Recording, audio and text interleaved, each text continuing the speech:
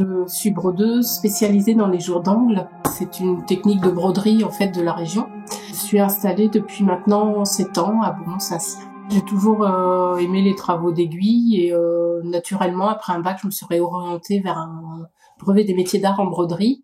Le fil textile, ça a toujours été en moi. Enfin, je sais pas dire d'où ça vient en fait.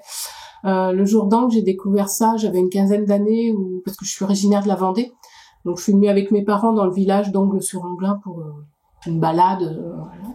Et j'ai découvert la technique des jours d'angle et c'est vrai que ça m'a un peu subjuguée. Je me suis inscrite pour me former et après j'ai eu la chance d'avoir le fait qu'il y ait un poste qui se libère et j'ai pu intégrer l'association.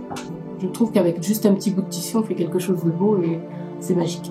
J'ai d'abord travaillé en tant que salariée à Angles-sur-Anglin, à l'association des jours d'angle, pour ensuite m'installer en tant qu'artisan. La technique, c'est retirer des fils d'un tissu. Donc ça peut être du lin, du coton, de la soie, enfin, peu importe l'étoffe, faut qu'on ait un tissage toile, donc le plus basique en fait des tissages pour pouvoir compter et retirer les fils facilement.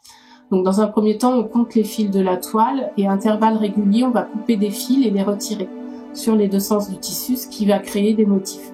Donc ça c'est la préparation et après vient le travail à l'aiguille où on va resserrer en fait les fils restants pour consolider l'ouvrage. Meilleur ouvrier de France en 2015, donc dans la broderie, option ajourage, spécialité jour d'angle. On a un thème, un sujet auquel il faut répondre.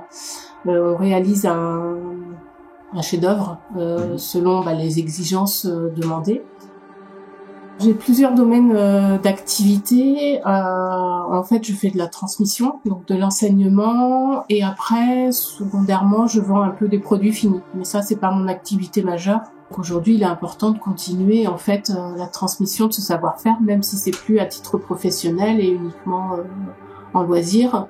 L'important, c'est vraiment de les faire vivre. L'activité manuelle, aujourd'hui, ça permet de se recentrer sur soi. Parce qu'on est une époque aussi où tout va vite, tout est instantané. Le jour d'angle, c'est tout sauf ça. En fait, le jour d'angle, les travaux manuels en général, on est obligé de prendre le temps de se poser, de réfléchir, d'accepter d'avancer doucement, de se tromper.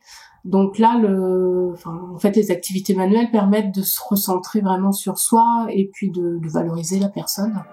On est à la campagne, donc ça c'est important, mais tout en étant proche d'un accès principal, d'un national 10 en fait, donc entre Poitiers, Châtellerault et Tours, La Rochelle et on extrapole comme on veut. Donc du coup, on est accessible très facilement. Nature avec le lac où on peut se balader. Il y a du sport aussi avec le golf. J'ai des dames qui viennent en formation, il y a des messieurs qui vont au golf. C'est un atout, je pense. Le lac et puis les chemins aux alentours pour les randonnées. Donc on a un univers un peu préservé quand même.